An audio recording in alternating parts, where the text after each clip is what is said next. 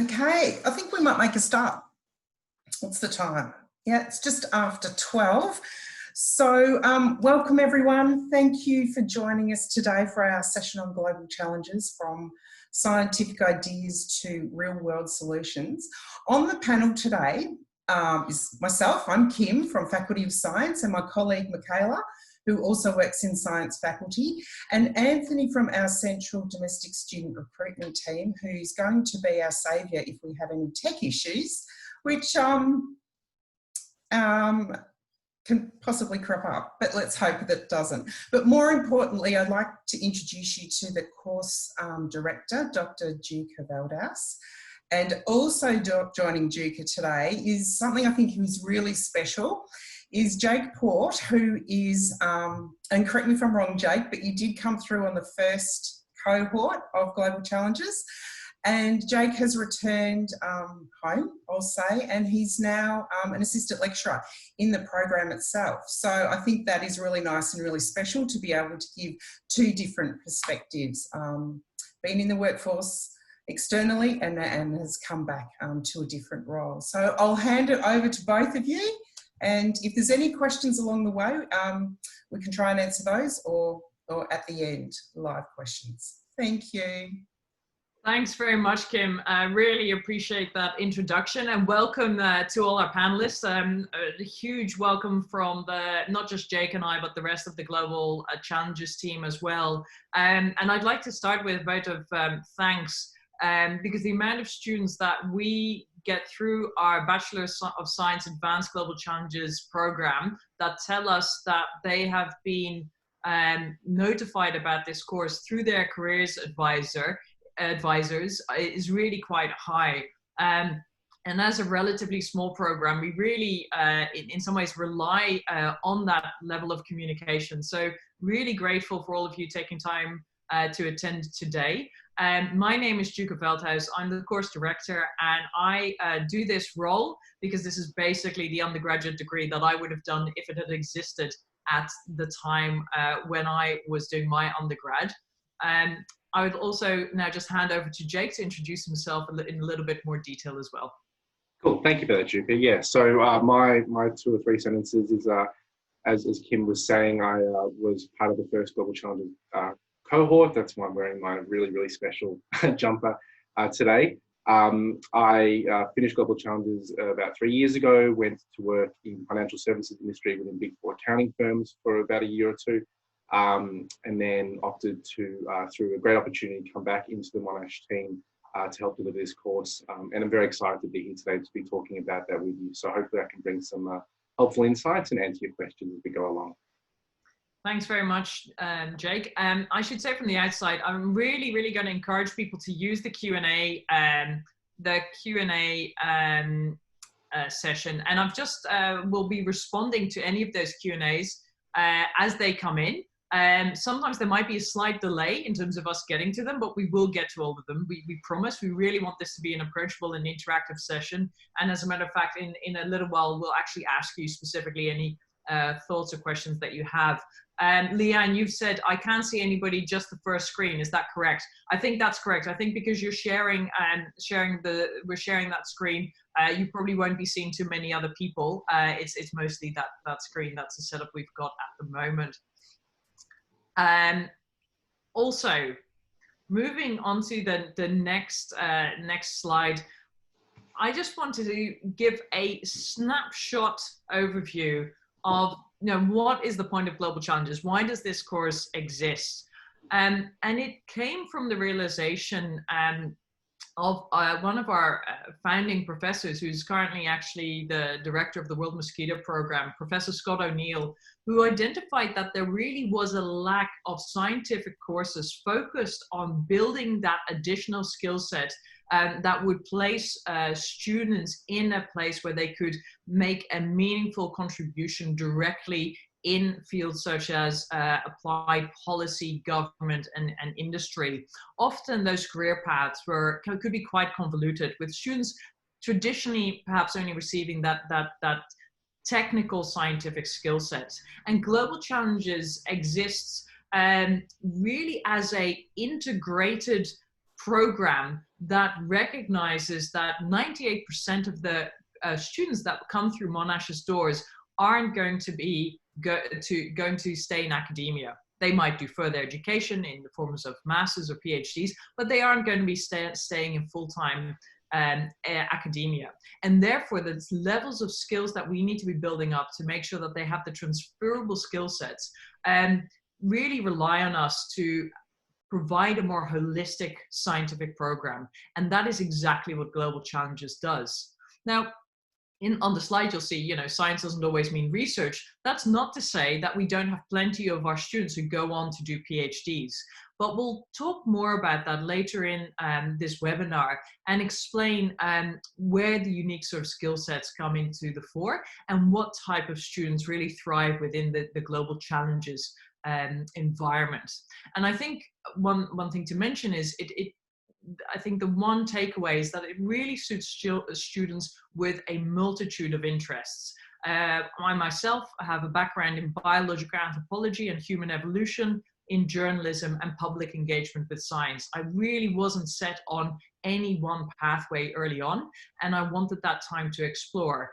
And Global Challenges as a degree really gives students that opportunity to go from ideas to workable realities using their scientific skill sets. And Jake, I think this is a good opportunity to open up to the poll. If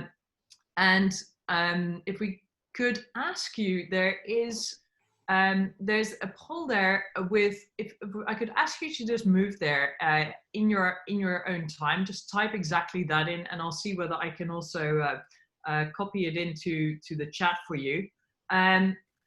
We'd like to know a little bit more about you, because we really want to make sure that we tailor this exactly to your needs. So if you wouldn't mind moving to that site, you should be able to see a link appearing now. So feel free also to just click that link and let us know what you are interested in, and what, if you have a clear idea of what you want to get out of this session, please let us know at this instance.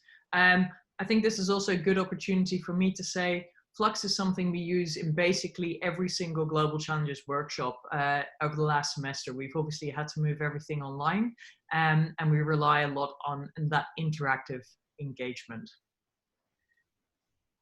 Jake, while people are putting in their ideas, if I can get you to collate those and maybe send those through shortly, and I will move on to the next slide to discuss a little bit more about Global Challenges. If you're looking for the link, it's just in the chat there, so please don't hesitate to move into that.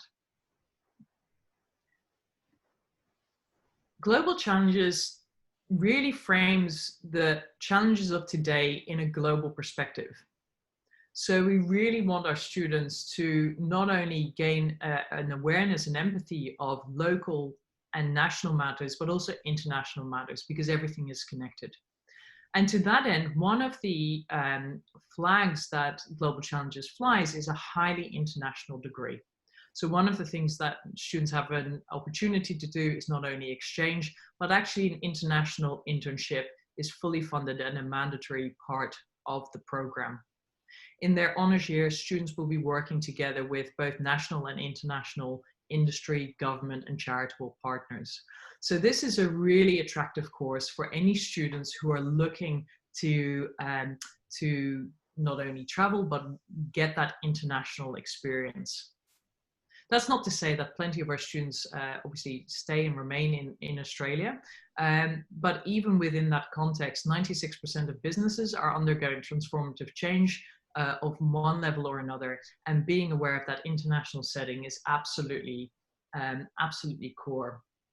The other thing I should say, that within that global context, building up this expertise, it takes time and it takes trust. So one of the other things that really sets Global Challenges apart is that it's small cohorts. So at most, there's 30 to 40 students per year. And that's really important, especially for those students who might be somewhat intimidated by Monash's size. And we certainly do hear this. So aside from the internationalization of this course and the fact that it's very much applied and interactive, the third most popular aspect of it is that they move through year on year with the same cohort. So of course, in their main classes during their major, they might still be in those larger Bio 101 and chemistry big cohorts, but at least 4 hours per week in that first year is spent in a cohort of only 30 to 40 students who they meet early on, and that they become that peer group and stay in that peer group all the way through consistently. One limitation that brings us, and one thing to emphasize in the beginning, is that it's not possible for students to stream into the degree midway. So we have had students who've perhaps started another course, but they then have to join in the first year. So that's probably something else that I really need to emphasize. Jake, if we could move on to the next slide. The final bit, this is just a very quick overview. We're gonna move into the breakdown of the different years in a moment and address some of your questions that you've raised as well. But I just wanted to give a simplistic snapshot of some of the organizations that we work with. This is only the organizations of 1 year. So I think in this case, it's the 2016 through 2017 year. And you can see that it really is across sectors. So the diversity of partners that we work with is highly intentional. We really want students to be exposed and aware of the broader levers and mechanisms that they can use to enact change in society. So some will be working with government, others with charitable institutions, and through that process and using their scientific expertise, they also learn the complexities of what it's like to be working in those different industries. We'll have some really specific, more recent examples for you in a moment, but this is again just a snapshot of that. Jake, I might ask you to respond to the flux poll that we just did. What are some of the patterns that you're noticing, please? Yeah, absolutely. So I should also stress to you all that the questions are anonymous, so there won't be any names or a relationship between your questions and yourself here, so you can freely ask as you wish. We've got questions about entry requirements, yep. Which I think we can speak to at some point later. Yep. Once we've got through everything. But and also I should just mention that I've got multiple screens today, so if I do look away from the camera, it's just because of that. In terms of career opportunities, we will definitely, in terms of outcome pathways and career opportunities, we're going to get to that absolutely. Where graduates go, what type of student is this course suitable for? I think another key question here, Juka. Yeah. Would we like to answer that now, or again for later? Yeah, no, and I think this is.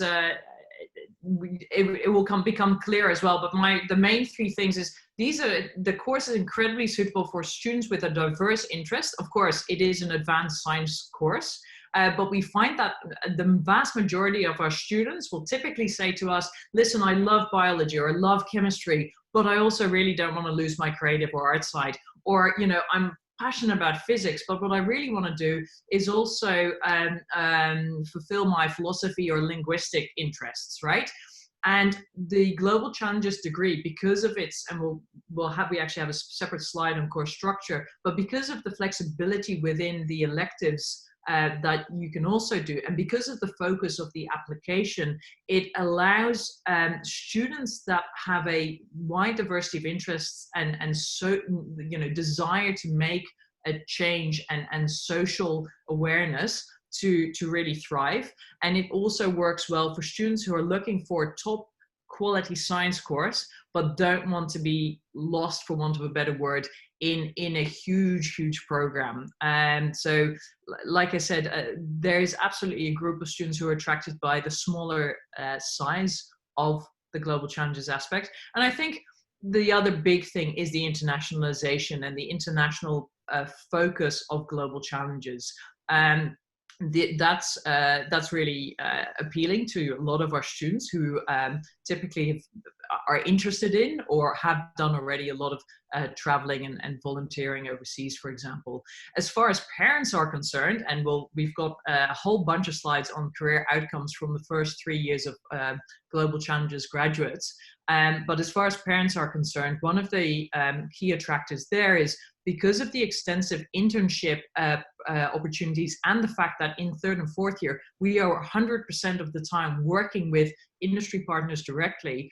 Many of our students have and are in full-time employment even before they finish the course. Because what happens is that when they spend their 12 weeks or indeed a full year working with a partner, they get snapped up really quickly. And it's a great opportunity for students to try out different industries in a way that's unparalleled. So unlike some degrees which just bolt on an internship as an independent thing and that's it, the internship here it's one part of a much bigger integrated whole, and they will be exposed to dozens and dozens of industry sectors before they're even in their honors year. And I think for parents that's really looking ahead to their career outcomes for their children is also something that they is really appealing. And we'll touch on many more of those aspects as we go through. Great, thanks, Duca. I think the only other question that I think we just wanted to hit on the head, can this be undertaken as a double degree? Correct me if I'm wrong, but I believe the answer is. So, good question. I have to say, that's the one thing that's hard. So some students manage to fit it in just about if they've got credits, but because of the heavy focus on applied work, some students can, but most end up with a major and a minor. So there's not an opportunity to do, say, a double degree, arts and science or law and science in this. What I would say, and I think this is really, really important, is because of the way we're set up, some of you might, for example, have heard of really what is a sister program in a way, the Global Studies program in the Faculty of Arts. So to give you an example of how integrated Global Challenges also is Global Studies and Global Challenges students actually work together in a unit on leadership for social change in Borneo. And on top of that, so we've also had students who are interested in, for example, environmental law, have taken the Global Challenges degree and then done internships and worked in their electives and done law units there. So although it doesn't allow a double degree, the hands-on experience for some students is actually greater than if they're doing a double degree alone because of the high interest from employers of that applied experience. But double degrees, so they can do some get away with a double degree in science, so 2 majors, but a double degree in and of itself with arts or law, etc., or engineering, that isn't yet possible. There's simply no room for it, and that's I guess where the compromise is for our Global Challenges student. Good question. Yeah. There is another question about the impact through science units, but we're going to get to those too. Yeah. So don't worry, I think we should better get to most of these questions. Great, thank you for those questions. Yes, of course, and thank you everyone for those. And I'll keep an eye on this too if any other questions come to mind along the way. I think, Duca, the next thing that we want to talk about is some of the achievements that we've had to date. I'm going to throw up some statistics, some beautiful graphics up here. But the key thing to take away from this is that we are not in a bubble. Our students are being prepped to go out into not just research, and again, we support students who want to pursue that kind of pathway, but also within general industry. We have students who have raised money, significant sums of money for both charitable and research purposes. We have students who are presenting at royal commissions based off the research and the work that they are doing within the Global Challenges units. We have students that are setting up businesses for themselves, successful businesses that have gone on to grow, which have started within the Global Challenges program. And we've also been having students that have delivered cutting edge, brand new technologies that have kickstarted businesses as a result of that technology that they've developed. And I'm going to get into that a little bit later. So the key thing to take away from all this is that we work across sectors, we work across industries to give students a holistic insight into these roles and how they can contribute both with industry and within research context, which is a novel element of this course. And personally, for myself, when I found about the course, it was the real big driver, is my opportunity to not only have that scientific basis, but also to be able to engage with new industries that I may have not considered being able to engage with because I had done a science degree. It really opens those doors for you. 3 examples that come to mind really quickly. We have teams working with the Australian Regenerative Medicine Institute that helped run the Monash University's first ever crowdfunding campaign, and which led to over $300,000 in donations to those courses. I mentioned the Royal Commission. We had a team that worked on the Royal Commission into, I believe it was aged care, and they presented findings in Canberra, which contributed directly to that commission itself. And finally, I also mentioned about new technologies. We had a team that developed an AI and sensor package to detect, classify, and record animal movements based on their eyes. And the technology was so advanced that before COVID hit, they were actually meant to be going to, I believe it was Abu Dhabi, to present at a technology fair to really present that work to the global market. So really some exciting stuff that they're getting involved in. I think, Juko, I'll pass back to you here to run through the course structure. Thanks. Yeah, and this follows on from the question around, can you do a double degree? And the reason that's a challenge is because of the huge amount that's packed in. So what you see in the green fields, the science section, that means in this case, any major or minor, and we'll put up a slide just in a moment of all the majors that they can choose from. That's the same as any of the majors and minors across the Faculty of Science. So one thing that does is that across Global Challenges, we also have an interdisciplinary cohort. And one of the things that industry partners find so attractive in terms of working with these advanced science students is that they're coming at problems from different angles. So we purposely don't often put all the ecologists together or all the ones that are majoring in astronomy together. We actually integrate the teams dependent on the problem that they're trying to solve. And so you've got that science component very clearly, and then you'll see electives from a list and free electives. So there's a host of modules that they can choose. And I'll give you an example. We've currently got a couple of honors students working in artificial intelligence research who have majored in mathematics and used those electives to study philosophy, which is a really powerful combination. So when you're coming to thinking about automation, artificial intelligence, you actually need to understand quite a lot about human behavior, processing, directives, and inquiries. And they were in a really unique position because there's not many students who've got a sort of this major in mathematics and then such a grounding in philosophy as well.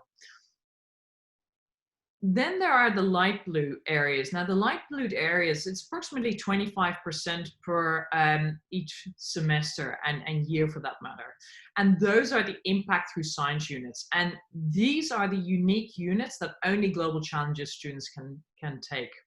And what we do here is using all their scientific knowledge gained in the main part of their science degree, we integrate leadership, communications, entrepreneurship and business, cross-cultural competency, and all the applied aspects that allow them to really move beyond just the technical knowledge of their degree.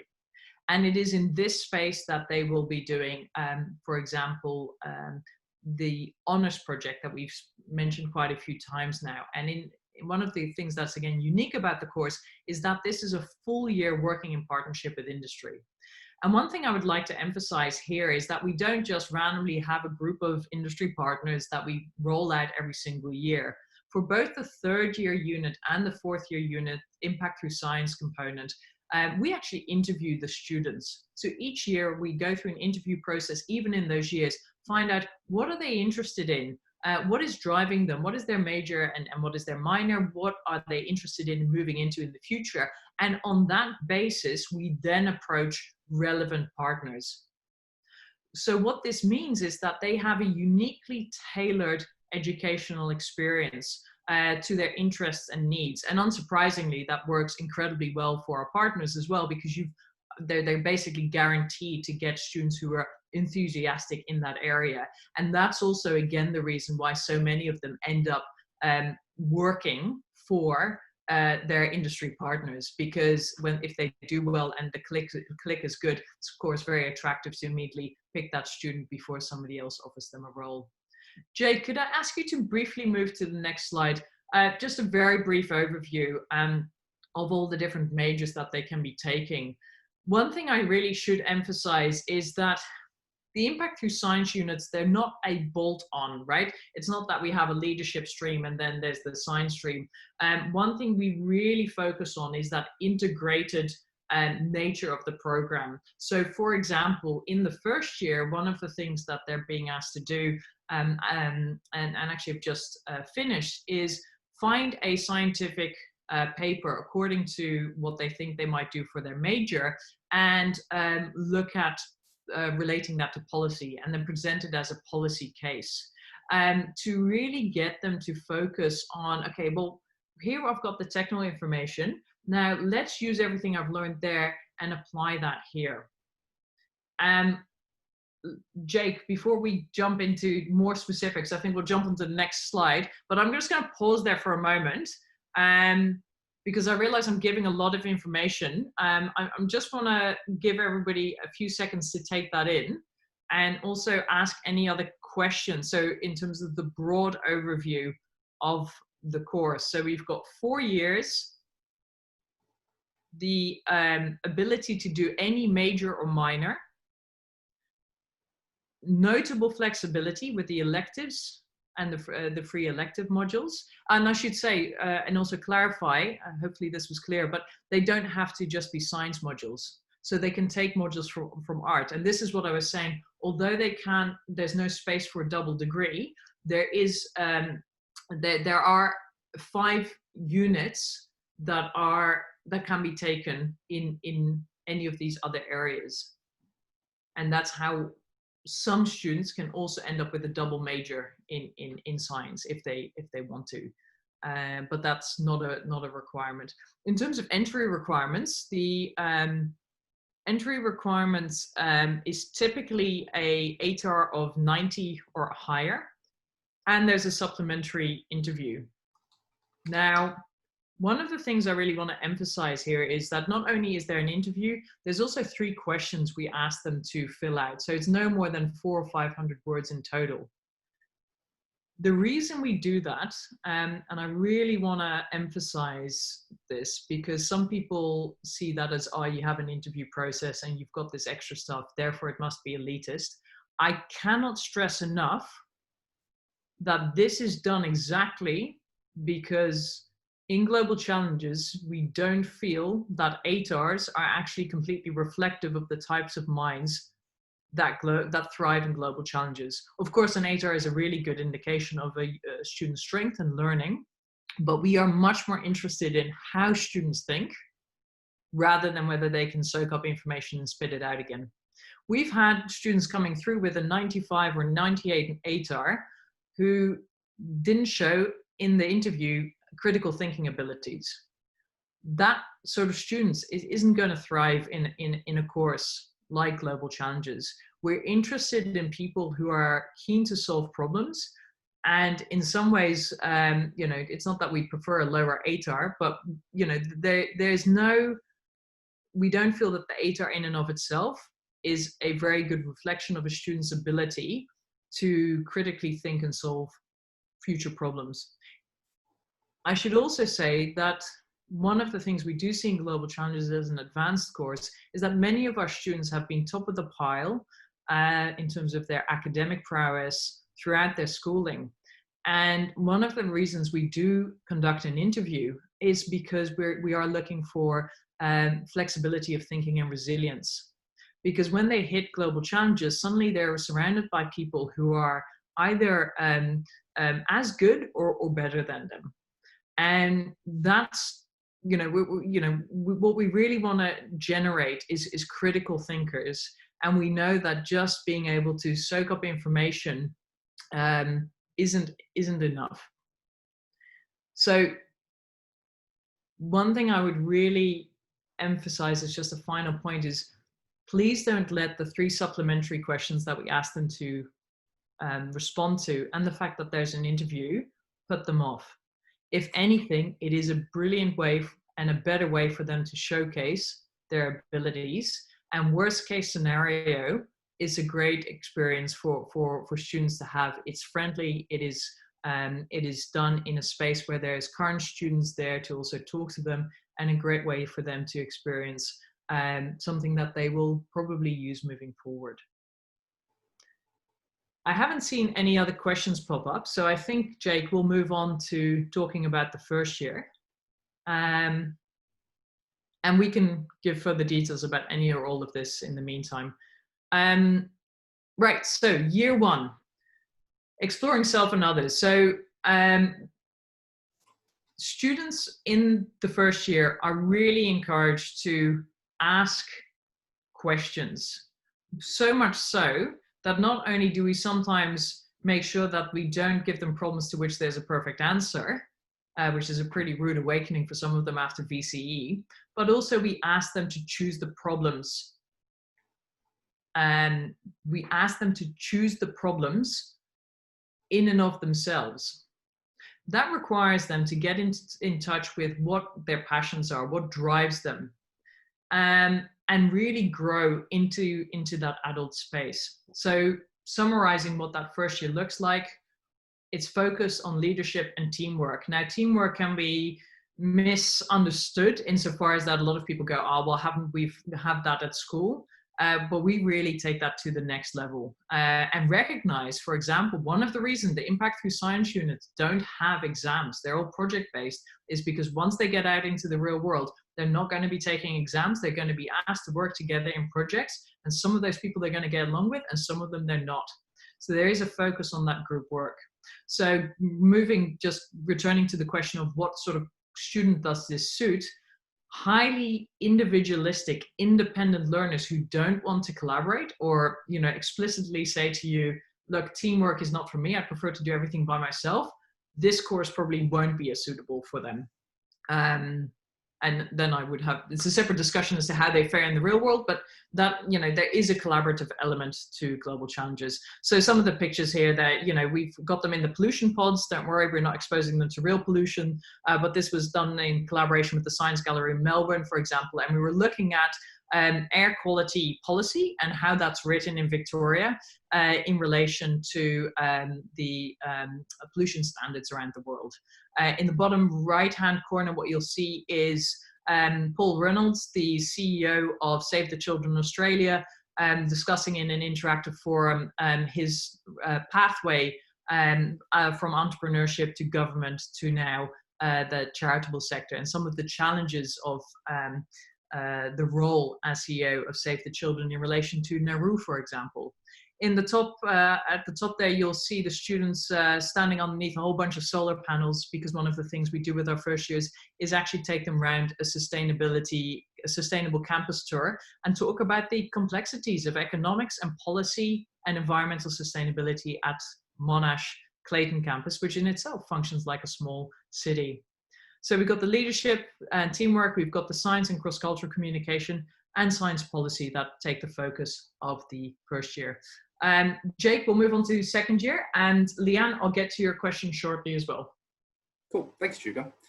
So second year, we really take a step forward in terms of moving into the world of business. The assessments, as sort of Duke is alluding to, we don't have exams. We have assessment that is reflective, productive, and collaborative. And what do I mean by that? What I mean is that we get students to learn about and then practice things like customer discovery tools, building market awareness, planning and conducting experiments to not only understand potential customers, but also present these findings. One of the things we have students doing is pretending that they actually work for a major corporation, big brand names, and then going through the process of trying to creatively address an issue that they identify with that business, using the tools and the different techniques that I've just listed now. The idea is that we want students to have a creative response to the business's needs, apply problem-solving techniques, use design thinking, and create deliverables based on the needs of the client. And obviously this is stuff that is more related to management consulting, and that is something that we want them to start thinking about now, because what we're finding with a lot of students is that there is actually lots of them going into roles within management consulting or consulting roles, which is really indicating that there is a desire for that kind of skill set within the marketplace. So that's really a key thing, and we'll talk about that soon, but a key area that students are going into. So you'll see here we've got an image of one of the reports that students prepared. I've obviously blocked out their names for privacy, but this was one of the reports that was presented this year. A really fantastic report. As someone who marked it, I can tell you that I really enjoyed reading it, and really insightful into building ways to address the needs of, in this case, Australia Post. The next thing that we will look at is biomimicry. Now, biomimicry is essentially using nature's design principles and processes that not only benefit the environment, but could also lead to the design of innovative product and enduring solutions. This sounds obviously quite different to this management consulting stuff that we're talking about before, but the idea is that we want to give students diverse insights into how business can be done and also how they can contribute to the world of business. Biomimicry gives students a hands-on approach, a really tactile learning experience where they get out of their room, in this case, this year, their room, or outside the classroom, to really get touch and feel sensations of the environment, and also how the environment can really inform the ways that we address not just global challenges, but solutions within engineering, science, chemistry, etc. It's a really well-received element of the course based on the feedback we've had, and we're going to continue implementing that going forward off the basis of that. The last thing, or the third component of the second year, is the entrepreneurship and innovation. What you're looking at here is essentially students presenting business ideas that they've developed themselves. We want students to be starting their own businesses. We want students to be pitching to investors, building market traction, engaging with industry, and really, again, developing that diverse set of insights and experiences within the safe, supportive structure of a university degree. We want them to experience the challenges of trying to start a business and developing creative solutions to issues that they identify. And if I can speak to this thing around what kind of students are suitable, a key thing that I've observed now from being part of it and also being on the interview process is that we have students that are really passionate about something in their life, a really big issue that they identify, and they really want to go out and address that. And we see that coming through in the second year, where they can turn that passion into real meaningful solutions that they go out and try. And again, as I mentioned earlier, we have businesses that start right here that actually go on to be successful and build and grow. So it's a really exciting element of the course, and it really gets students to get up in front of people, really push themselves in terms of their public speaking, and also get that experience of actually pitching to people their idea. So it's quite a unique element, again, of this course. Duke, I think I'll pass back to you. Thank you, Jake. Before I jump into year 3, we've had a really good question from Leanne. A question many students ask: what is the difference between global studies and global challenges? For those of you who are not familiar, global studies is a Faculty of Arts degree. I mentioned briefly before, they're effectively a little bit like sister degrees. So but there's a couple of really big differences. The first is that global studies, there's two things. Firstly, their degree numbers are much higher. So there's typically about 200 students, I believe, per year in global studies. So they don't have that more intimate experience. The second one is that they are not, they have a high ATAR entry, pretty much the same as global challenges, I believe. But the difference is they're not required to maintain that 70 average like global challenges students are. And the other thing that global studies will talk a lot about is the GIG, the Global Immersion Guarantee, where students get to work overseas. It's not called that in global challenges, but effectively they have that same guarantee in global challenges.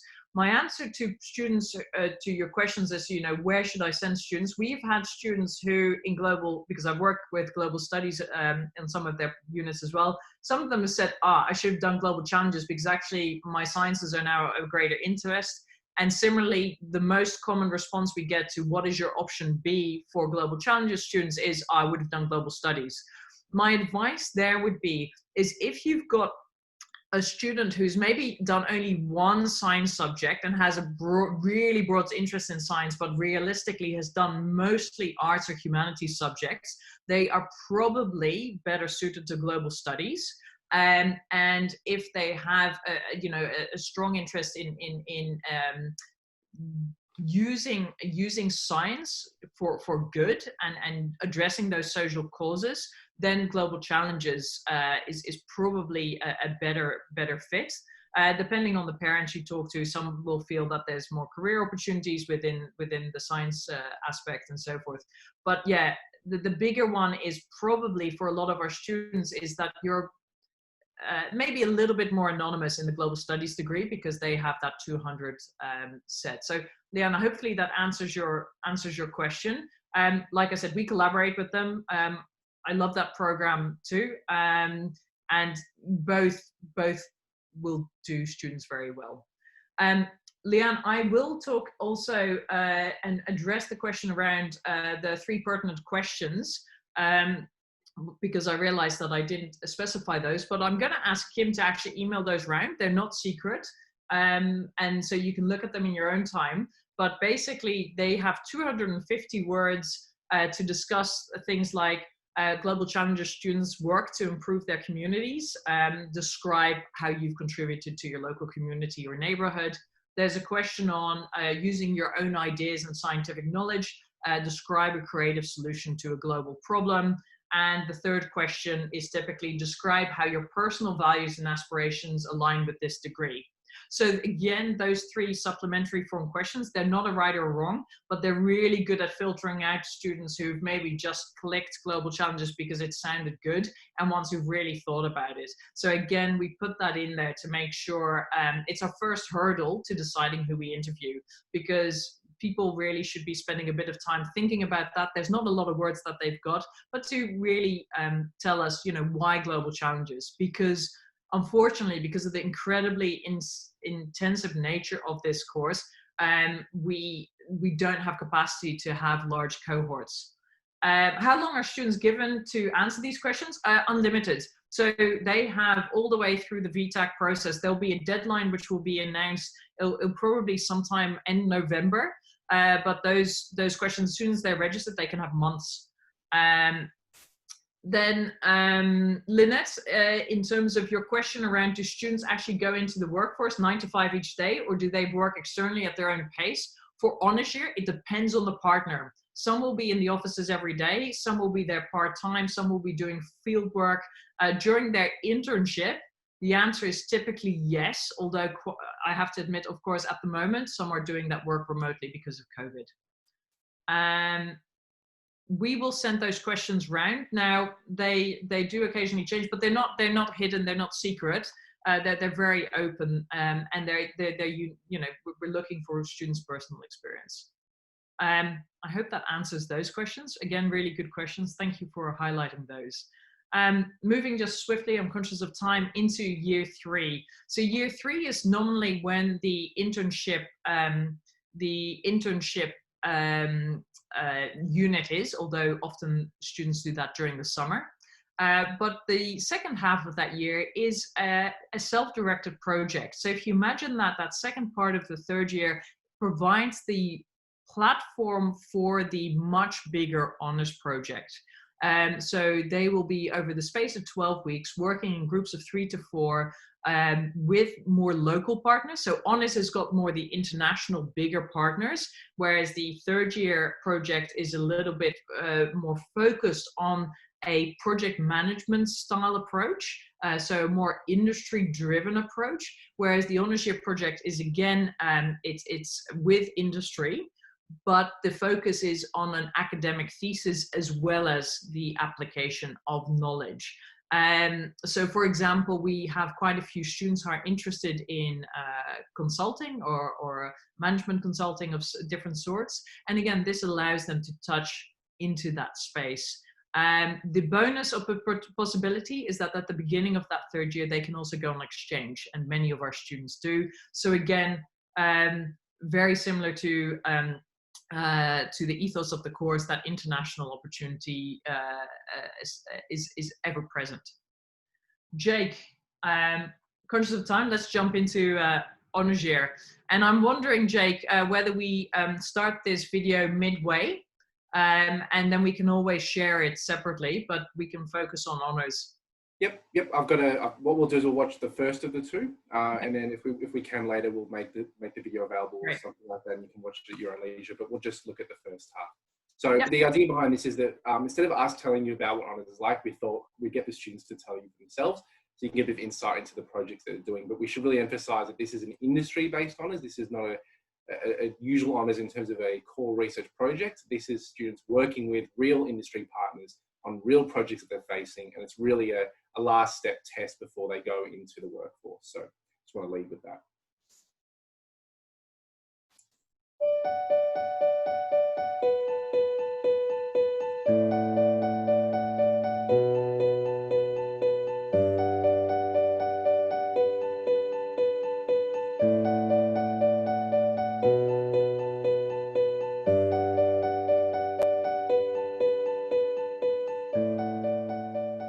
Often all you're told about scientists is they wear a white lab coat and they're in the lab, and I knew that wasn't for me. I'm a people person. I need to be out there interacting with people, feeling like I was making a difference on the ground. So when I saw that the Global Challenges degree offered that side of it, where you have your impact through science as a specific unit you do every single semester, I was in love straight away.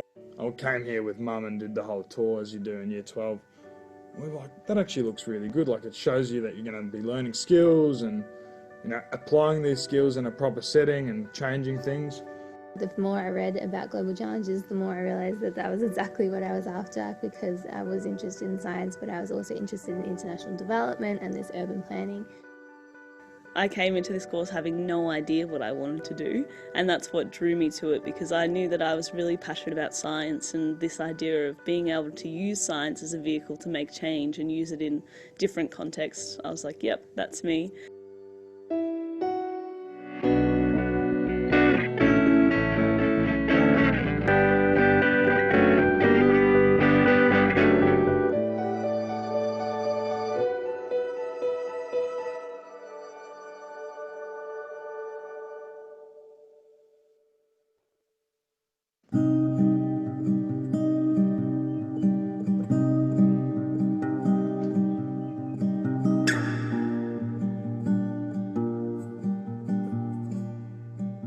Our supervisor, John Warner, is a very passionate guy, and he came to us with the brief of ocean plastics, and that was it.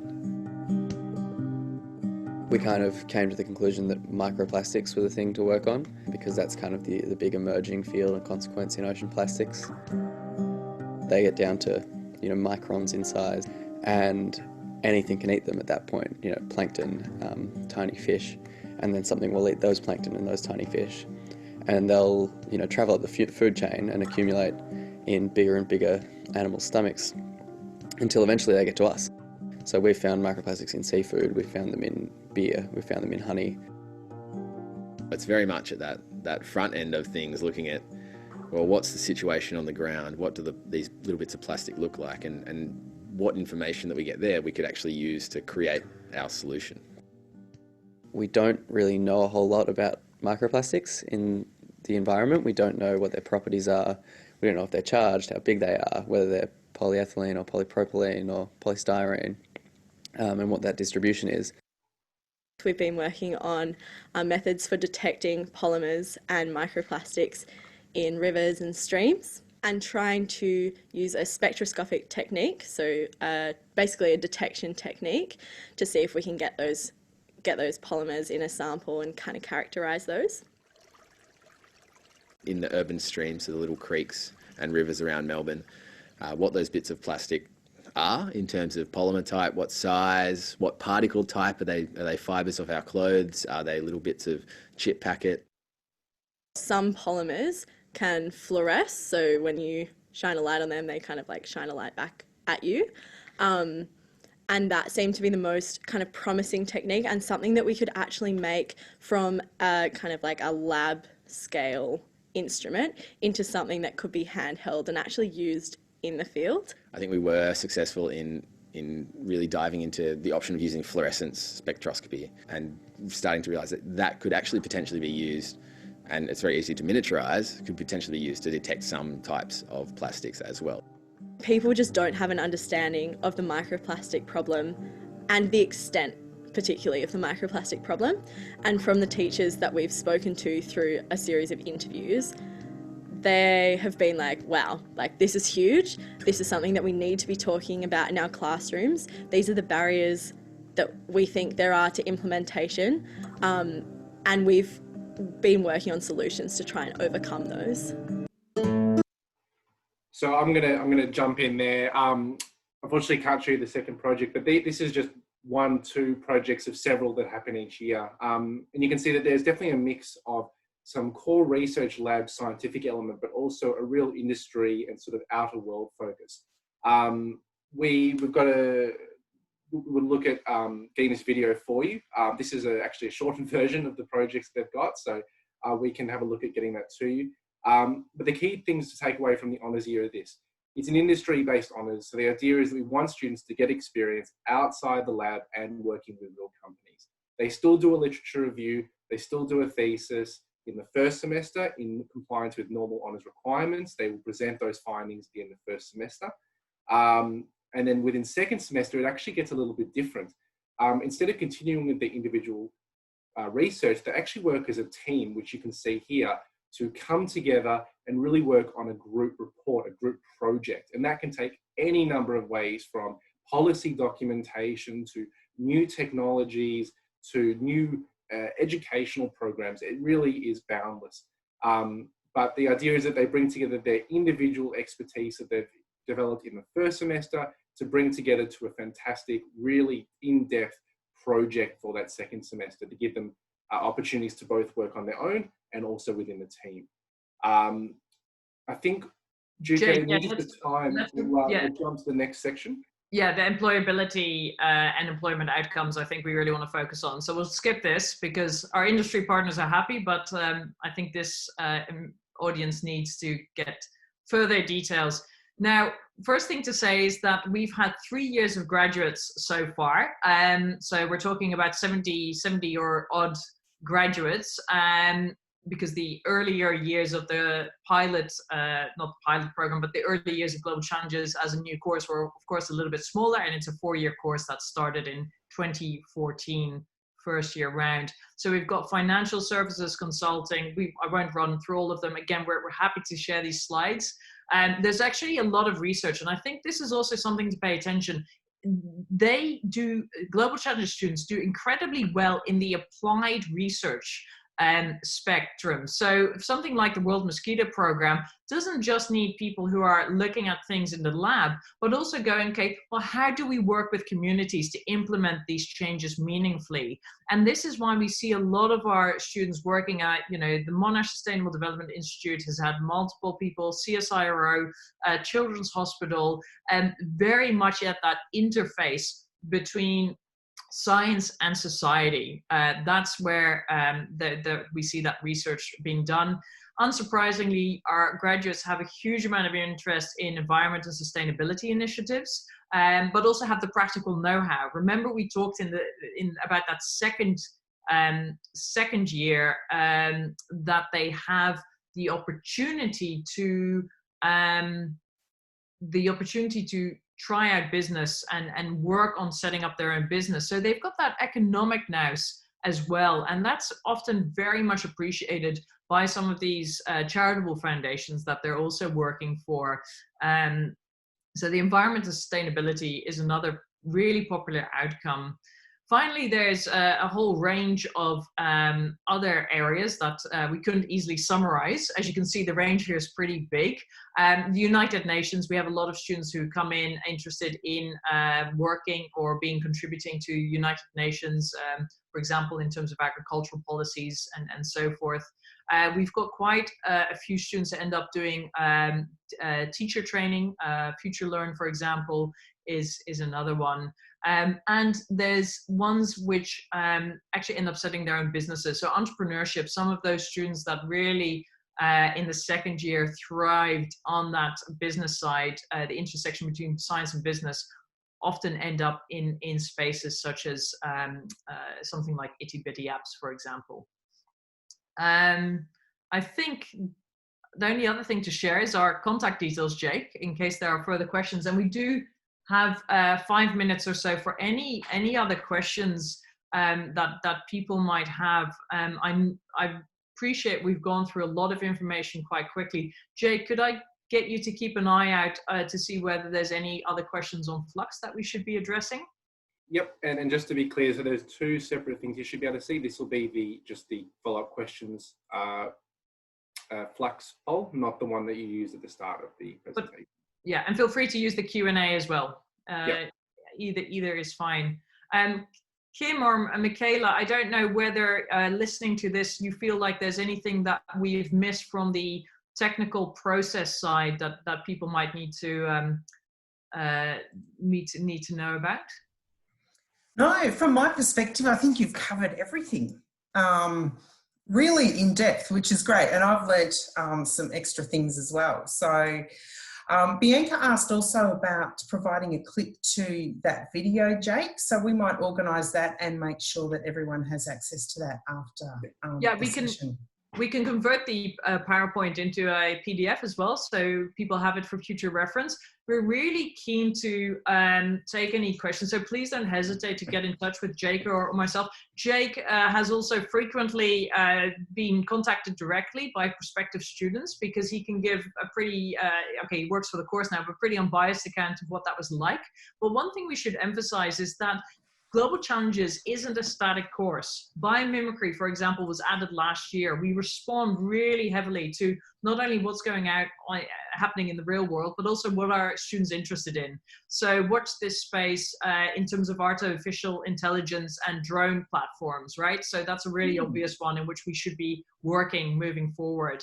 And that's something that also appeals to a lot of our students who've said, actually, we're moving more towards this, or we're interested in X, Y, and Z. So for example, in the first iteration of the course, we had 1.5 years of entrepreneurship, only to learn, actually, we need more corporate innovation knowledge because a lot of our students also end up in larger corporations. So that's something that is also of interest to students, that they have a lot of self-directed learning opportunities here. Also, maybe with regard to the internships, even an explanation a little bit more around that. So do students look for their own, or does the university help them? How does that all work? Great question. So we push our students pretty hard. So we do have a fully administrative support team also within Monash, who supports those. So I should emphasize as well, and I didn't actually give you the figure, there is $4,000 worth of support for international internships. So students are guaranteed that support. We really wanted to build a program that was equitable for everyone, so that there's no restrictions for students wanting to travel and needing to travel internationally to do that. We can really encourage them to seek this themselves. So we actually work and give them extra training and on effectively also cold calling, because what we see that internship experience as is also the first opportunity to approach major international companies or institutions for internships. So the process is as important as the internship.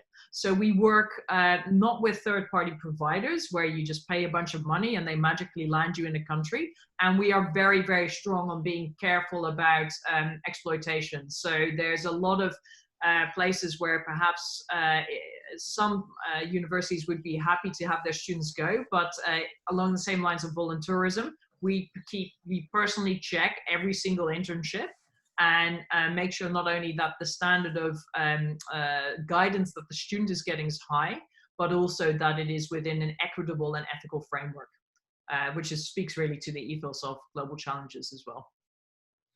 Also, too, I thought it might be good just to mention on the 28th of July, I think it is, we're having an advanced science course information session in the evening. So that we'll look at Global Challenges, our advanced research, and our brand new advanced version of data science as well. So that could be something else to share with your students, which would be great. Yeah. I think we're done. We're right at 1 o'clock. So thank you, everyone. Yeah, I really appreciate it. And like I said, from the whole Global Challenges team, can we just say just how grateful we are to all the hard work that you do? It really makes a phenomenal difference, and we really do pay attention to where our students hear about this. And it's really clear that careers and that sort of advisory support is really key for smaller programs like ours. So please don't hesitate to get in touch directly. We're very happy to have a follow-up phone conversation if you need any further information. Thanks, everyone. All right. Thank you very much, everyone. Bye-bye. It's been a pleasure. Bye.